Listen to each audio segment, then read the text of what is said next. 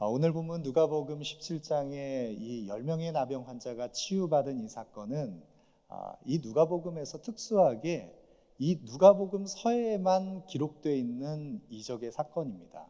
누가복음 특수 이적의 사건입니다. 근데 이 누가복음 17장의 이 사건이 사실 오늘과 같은 이 추수감사주일, 이 감사의 절기에 많이 또 말씀으로 선포되는 그런 본문의 말씀이기도 합니다. 이 누가복음 17장에 나오는 10명의 나병 환자, 이 나병 환자가 모두 고침을 받았습니다. 10명의 나병 환자가 다 고침을 받았는데 그 9은 고침을 받고 각기 제 길로 돌아갔고 그 중에 한 사람이 돌아와서 주께 감사했다. 그래서 이 본문을 우리가 적용을 할 때 9은 감사가 없었고 또 한 사람은 감사가 있었다. 감사가 있고 없고의 그 유무에 따라서 온전한 믿음이 무엇인가 이것을 우리가 연결지어서 생각하곤 합니다. 근데 사실 이 본문을 감사에 있고 없고에 따라서 믿음과 연결지어서 해석을 하면 사실 성경이 우리에게 말씀하는 그 본의를 우리가 많은 부분에서 놓치기가 쉽습니다. 오늘 이 본문에서 말씀하고 있는 것은 감사의 유무 여부를 떠나서 믿음이란 무엇인가, 참된 믿음의 본질이 무엇인가, 더 나아가서 구원받는 믿음이란 무엇인가, 그것을 우리에게 가르쳐 주시는 말씀입니다. 오늘 본문 11절 12절에 보시면 예수께서 예루살렘으로 가실 때 사마리아와 갈릴리 사이로 지나가시다가 한 마을에 들어가시니 나병 환자 10명이 예수를 만나 멀리에서 예수께 소리쳐 외쳤다라는 것을 우리에게 배경으로 설명하고 있습니다. 예수님께서 예루살렘을 향해 나가고 계십니다. 근데 예루살렘으로 향하는 예수님의 발걸음에 그 사이에 지금 예수님께서는 사마리아와 갈릴리 사이에 있는 어떤 한 마을에 가십니다. 그리고 그 마을에서 10명의 나병 환자들을 마주하게 되는 것입니다. 여러분, 예수님께서 사마리아는 이스라엘 백성들이 비천하게 여기는 천대하는 그런 민족입니다. 그리고 갈릴리는 유대에서도 가장 변방에 해당하는 지역입니다. 그 사마리아와 갈릴리 사이 어느 부근 변방의 그 사이에서 한 마을 촌락에서 10명의 나병 환자를 예수님께서 한 번에 마주한다라고 하는 것은 이 촌락이 나병 환자들이 율법의 정죄를 받고 정결규례에 의해서 성에서 쫓겨가서 그들이 집단으로 거주하고 있는 촌락일 가능성이 높다라는 것을 이야기해 주는 것입니다. 아무도 찾아오지 않는 곳입니다. 예수님께서 그곳으로 가십니다. 사람들의 정죄와 저주를 피해서 율법의 그 저주 아래 놓여 있는 이 나병 환자들이 어느 누구도 찾아오지 않는 사마리아와 갈릴리 사이에 나병 환자들이 모여 있는 그곳에 예수께서 찾아오실 때 이 10명의 나병 환자들이 멀리 서서 예수께 소리쳐 외칩니다. 여러분, 구약의 특별히 레위기 13장의 정결규례에 보면 나병 환자들을 다루는 그 구약의 정결규례가 소개되고 있습니다. 나병 환자들은 구약에서 어떻게 취급하고 그들은 어떤 이 정결규례에 의해서 제약을 받습니까? 나병 환자들은 길을 다닐 때 거리를 활보할 수 없습니다. 옷을 풀어헤치고 머리를 푸르고 윗입술을 가리고 사람들이 혹 지나간다라고 하면 부정하다 하면서 자신에게 접촉하지 못하도록 경고를 해야 합니다. 만약 이 나병 환자가 누군가를 만지게 되면 나병 환자가 집에라도 들어서는 날이면 집안의 석가래까지 다 오염된다라고, 그래서 정결례에 의해서 온 집안을 깨끗하게 해야 하는 그런 부정한 자들이었습니다. 이 부정한 자들이 성 안에 함께 거주할 수 없습니다. 성 밖으로 내침당합니다. 그래서 나병 환자들은 혹여라도 성 안에 들어오게 되면 구약에 정한 율법에 의해서 40에 하나 감한 매를 받고 내쳐지게 됩니다. 돌로 쳐서 죽여도 됩니다. 그런 부정한 자들입니다. 그런 부정한 나병 환자들이 함께 모여있는 이곳에 율법의 정죄를 받고 함께 고통 가운데 있는 그곳에 예수님께서 찾아오십니다. 근데 이 나병 환자들이 사실 정말로 고통스러운 것이 있습니다. 나병이라고 하는 중환병에 걸려서 점점 더 감각을 잃어갑니다.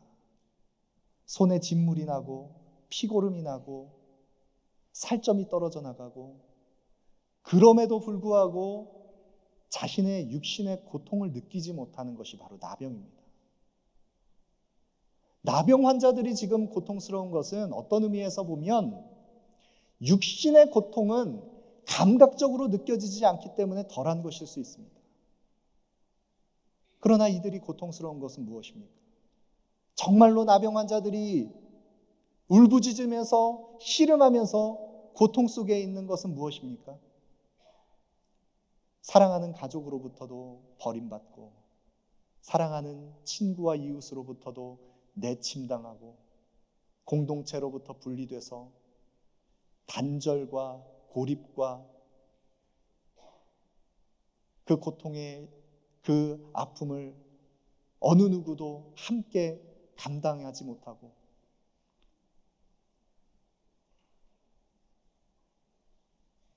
하나님으로부터도 분리된 것 같은 이 고통, 내가 당하고 있는 이 저주가, 내가 지금 겪고 있는 이 고난과 고통의 이유가 무엇 때문인지 알 수 없습니다. 사람들은 저주합니다. 율법은 고소합니다. 그래서 내가 지금 당하고 있는 이 천연과 같은 이 고통이 율법의 저주를 받아서 너의 죄 때문이든지 너의 조상의 죄 때문이든지 그 원인이 죄의 결과로 말미암은 것이다라고 하는 막연한 정죄감에 사로잡혀 있습니다. 모든 이로부터 버림당하고 고립당하며 단절된 그 고통, 어쩌면 이것은 아담과 하와가 창세기 3장에 범죄한 이후에 하나님으로부터 에덴 동산에서 쫓겨가서 하나님의 임재 속에 거하던 그 동산에서 이제는 영원히 분리된 것 같은 그 고통, 영혼의 정죄와 그 막연한 두려움과 영원한 생명이신 하나님으로부터 끊어진 것 같은 그 고통, 그래서 이 문제를 어떻게 해결할지 알 수 없고, 하루 이틀 시간이 지나서 육신의 고통은 느껴지지 않는데 딱딱하게 굳어져 버린 마음의 지각이 이제는 하나님으로부터 영원토록 분리된 것 같은 그 고통, 더 이상 기대와 소망이 없습니다. 죄와 사망의 저주가 가져온 절망 속에 더 이상 이제는 기대할 것이 없습니다. 아무것도 기대할 것이 없습니다. 나아질 구원의 여망이 보이지 않습니다. 어쩌면 하나님으로부터도 분리되고 영원한 절망 속에 죽을 수밖에 없는 존재인 자신의 그 영적인 고통을 씨름하면서 탄식하는 이 나병 환자들의 그 깊은 절망의 고통, 그것이 육신의 고통보다 더한 아픔일지 모르겠습니다. 그런 나병 환자에게, 이 10명의 나병 환자들에게 예수님 지금 찾아오십니다. 예수님께서 이 나병 환자들에게 찾아오실 때, 그러나 이 10명의 나병 환자들은 예수께서 이 마을로 지나가실 것이다라고 하는 소식을 듣고 예수님 앞에 멀리 서서 예수님께 지금 부르짖고 있습니다. 예수에 관한 이야기를 이미 들었을 것입니다. 왜냐하면 오늘 본문에 예수님께서 예루살렘으로 가시는 경로를 지금 이야기하고 있습니다. 예루살렘으로 가실 때 사마리아와 갈릴리 사이를 지나가셨다라고 합니다. 예수님의 공생의 사역 전체를 생각할 때 지금 이 시점은 예수님께서 십자가를 지시기 위해서 마지막 예루살렘에 입성하기 위해 나아가는 그 걸음입니다. 십자가의 사명을 지시기 위해서 예수님께서 예루살렘으로 가는 경로에서 지금 이들에게 나아가는 것입니다.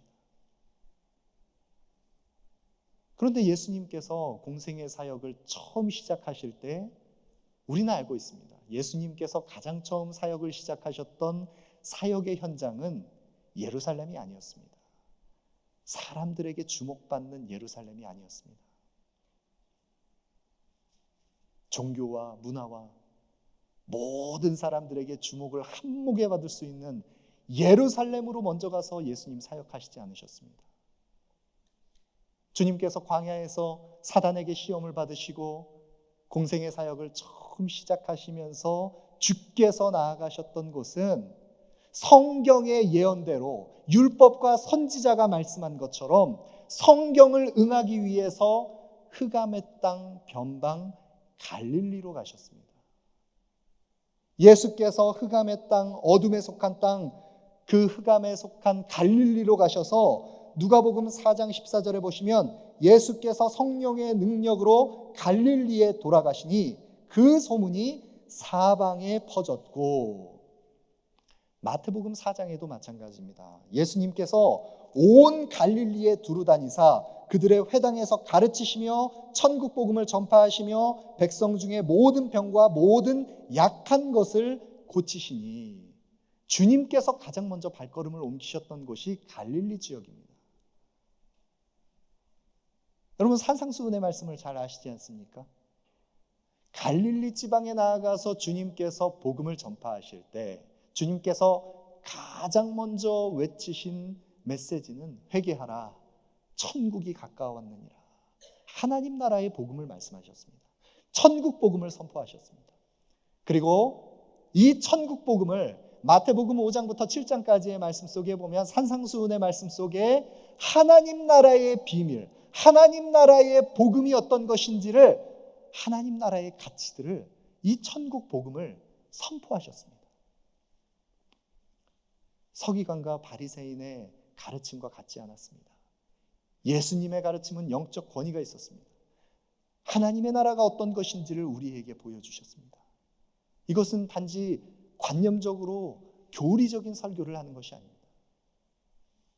허공에 떠다니는 것 같은 그런 것이 아닙니다.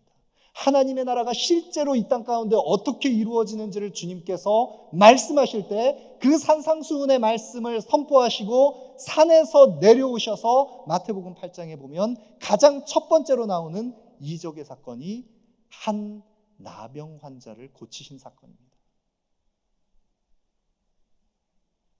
고통과 절망 속에 있는 한 나병 환자에게 나오셔서 그의 몸에 손을 대실 때 즉시로 그 병에서 나음을 얻었습니다. 육신의 고통도 느껴지지 않는 그 나병 환자가 어느 누구도 그에게 돌을 던졌을지언정 따스한 온정을 주지 않았던 그 버려진 나병 환자가 예수의 손을 만지자 그가 손을 대실 때 즉시로 나병에서 나음을 얻고 생기가 돌고 새살이 돋고 예수님의 온기가 느껴집니다. 생명이 살아납니다. 그 소문이 갈릴리 온 지방에 퍼졌습니다. 이 나병 환자 10명도 그 소식을 들었을 것입니다. 예수를 만나고 싶었을 것입니다. 자신의 문제를 해결해 주실 수 있는 분은 예수님이라고 생각했을 것입니다. 그 중한 나병에서 낫기 위해서 예수가 지나가신다라는 소문을 듣고 예수 앞에 나올 때, 그러나 이들은 율법의 정죄를 받아서 주님께 더 가까이 나아갈 수 없는 자들이었습니다. 주님께 더 가까이 나아가서 주님의 옷자락이라도, 주님의 손을 맞잡고 나를 낫게 해주십시오 이야기할 수조차 없는, 멀리 서서 단지 외칠 뿐인 나병 환자들입니다. 그때 예수님께서 이들에게 말씀하십니다. 14절에 보시고 이르시되 가서 제사장들에게 너희 몸을 보이라 하셨더니 그들이 가다가 깨끗함을 받은지라. 예수님 말씀하십니다. 예수 선생님이여 우리를 불쌍히 여기소서. 멀리 서서 외치고 있는 이들에게 주님께서 너희 몸을 이제 제사장에게 가서 보이라 말씀하십니다. 그리고 그들이 그 몸을 제사장에게 보이기 위해서 가다가 깨끗함을 받았습니다. 그리고 그 9은 각기 제 길로 갔고 한 명은 돌아와서 주님께 감사했습니다. 여러분, 이 차이가 감사가 있고 없고의 차이입니까?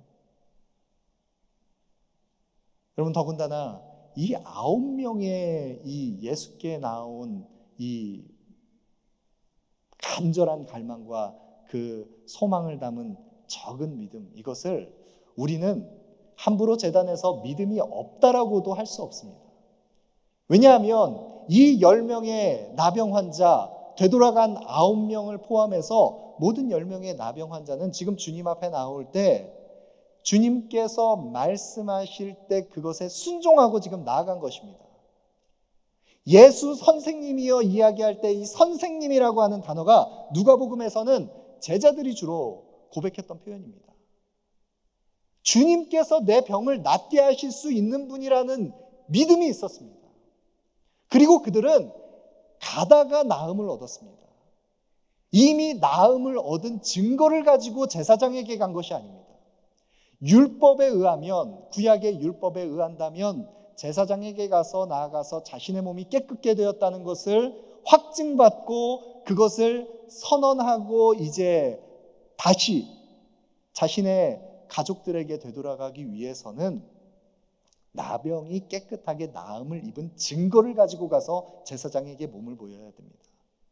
그러나 그렇지 않은 상태에서 지금 이들은 가다가 깨끗함을 받은 것입니다. 만약 이들이 가다가 낫지 않은 몸의 상태를 가지고 제사장에게 가서 몸을 보이려 한다면 당장에 돌로 쳐서 죽임당할 수도 있는 일입니다. 이들에게는 적은 믿음이 있었습니다. 어떤 믿음입니까? 주님께서 내 병을 낫게 해주실 수 있다. 그들이 가다가 깨끗함을 받았습니다. 그런데 왜 9은 그 몸이 낫고 나서 각기 제 길로 갔고 한 사람이 돌아와서 주님 앞에 경배하는 것입니까? 그가 감사한 이유가 무엇입니까? 되돌아온 한 사람은 생각했습니다. 몸이 나았습니다. 가다가 깨끗함을 입고 나음을 얻었을 때 내가 그토록 낫기를 원했던 이 중한 나병에서 나를 깨끗하게 낫게 하시니 말씀하신 대로 그 말씀에 순종하며 나아갈 때 말씀이 응하여서 내 몸이 깨끗하게 된 이 놀라운 이적, 이것을 베푸신 이가 누구인가? 그는 바로 구약의 율법과 선지자가 우리에게 예언한 우리에게 오실 메시아이구나. 내가 만나야 될 주님이 바로 그분이시구나. 내 육신의 병에서 나음을 얻는 것뿐만 아니라 내 인생의 모든 문제를 해결하시는 주인이 되시는 분이 바로 주님이시구나. 예수 그리스도를 만난 그 믿음 가지고 다시 주께로 나옵니다. 육신의 질병만 나음을 얻는 것이 아니라 내 영혼의 문제까지 해결하시리 영원한 생명을 주시리 성경에 약속하신 메시아가 바로 예수 그리스도이시다라는 그 믿음의 지각이 열려서 주님 앞에 나옵니다. 여러분, 이것이 구원받는 참된 믿음입니다. 그 믿음의 지각이 열리기 시작하자 죽게 나온 이 되돌아온 한 사람의 나병 환자에게 주님께서 어떻게 선포하십니까? 19절에 그에게 이르시되 일어나 가라 내 믿음이 너를 구원하였느니라 하시더라. 여러분, 그는 이방인이었습니다. 사마리아인이었습니다. 되돌아간 9명의 나병 환자들은 어쩌면 유대인이었을지도 모릅니다. 성경은 분명하게 우리에게 말씀하고 있습니다. 되돌아온 그 한 사람은 하나님의 구원의 아름다운 언약 백성에 속할 수 없다라고 유대인들이 비천하게 여기는 사마리아인이며 이방인이며 나병 환자입니다. 심령이 가난한 사람입니다. 그런 사람이 나음을 얻었습니다. 그리고 그 인생의 주인이 누구인지를 깨달았습니다. 그리고 되돌아온 그에게 예수님께서 내 믿음이 너를 구원하였느니라. 믿음을 확증해 주십니다. 여러분, 이것을 오해하면 안 됩니다. 이 나병 환자가 주님께 나온 그 믿음의 행위 때문에 그가 구원받았다라고 해석하면 안 됩니다. 그의 참된 믿음을 주님께서, 대제사장이신 주님께서 그가 구원받은 믿음으로 하나님의 언약 백성 된 것을 확증해 주시고 선언해 주신 말씀이 바로 이 말씀입니다. 여러분, 근데 성경에 보면 내 믿음이 너를 구원하였느니라라고 하는 이 표현이 성경에 여러 번 등장하는데, 성경에 나오는 이 내 믿음이 너를 구원하였다라는 이 표현이 7번가량 대략 나옵니다. 7번가량. 거기에 보면 여러 용례들이 나오는데, 소경 바디메오가 고침을 받았을 때, 또 예수의 발 앞에 향유 옥합을 깨뜨린 여인에게, 또 여리고 맹인에게 예수님께서 이런 표현들을 사용하셨는데, 그 중에 7번의 이 여러 용례 중에 3번 이상 소개되고 있는 가장 많은 용례는 12회를 혈루증을 앓았던 여인이 주님의 옷자락에 손을 대었을 때, 그 즉시로 나음을 얻었을 때 주님께서 그 여인을 불러 세우셔서 모든 사람들 앞에서 바로 이 말씀을 전하십니다. 딸아, 내 믿음이 너를 구원하였으니 평안히 가라. 여러분, 12회를 혈루증을 앓았던 여인입니다. 어쩌면 나병 환자와 똑같은 절망 속에 있었던, 율법의 정죄를 받고 고통 속에 있던 여인이었습니다. 그런 여인이 내 병을 낫게 하시리는 예수라는 그 작은 소망을 가지고, 예수의 옷자락만 만져도 내가 나음을 얻겠다라는 소망을 가지고 나온 이 여인이 옷자락을 만지자 즉시로 나음을 얻었습니다.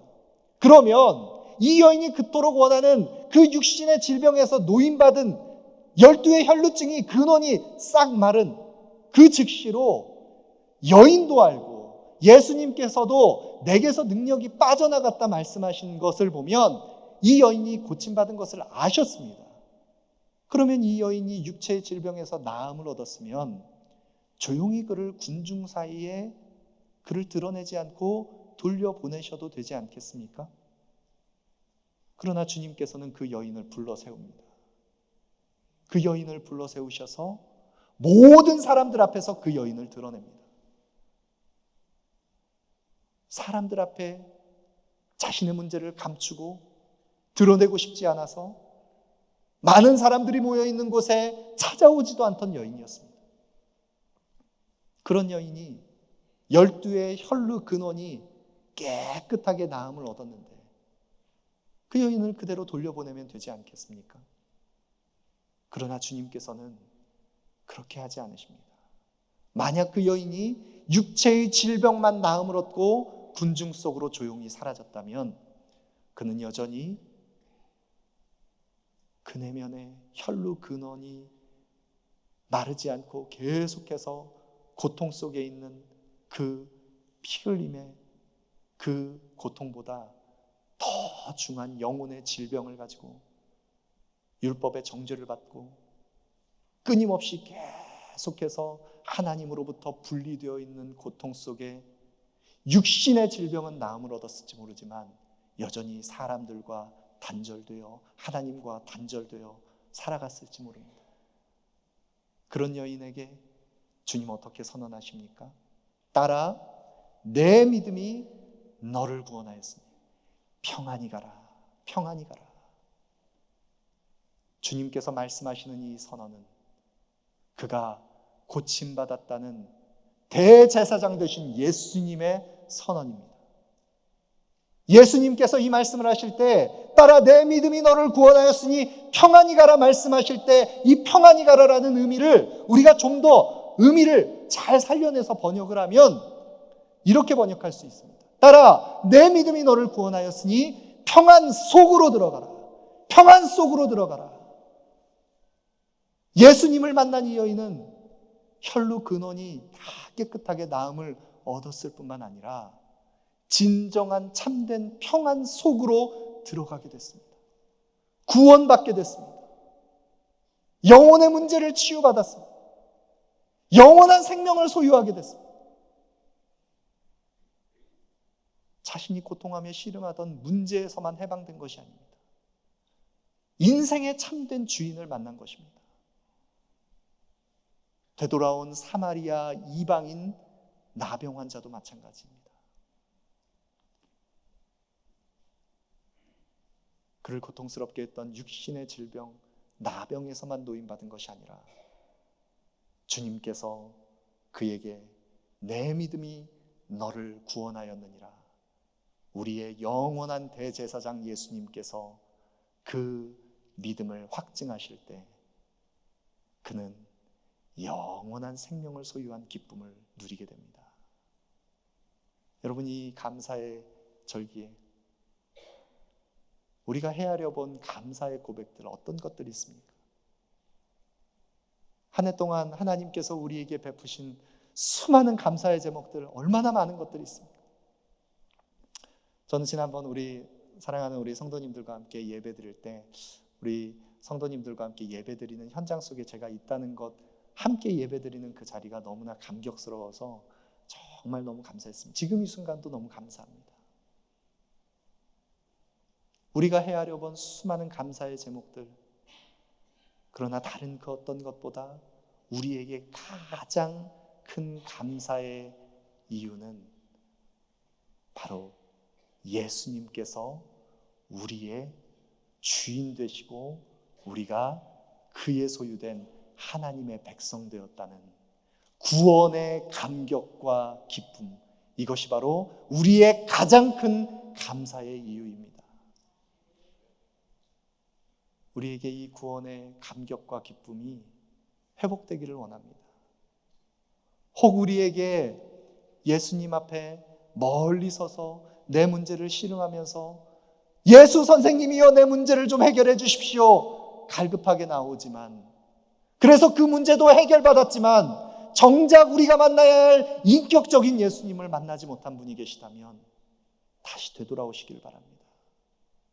그 마음을 돌이켜서 우리의 인생의 참된 주인 예수 그리스도를 만나는 은혜가 있기를 원합니다.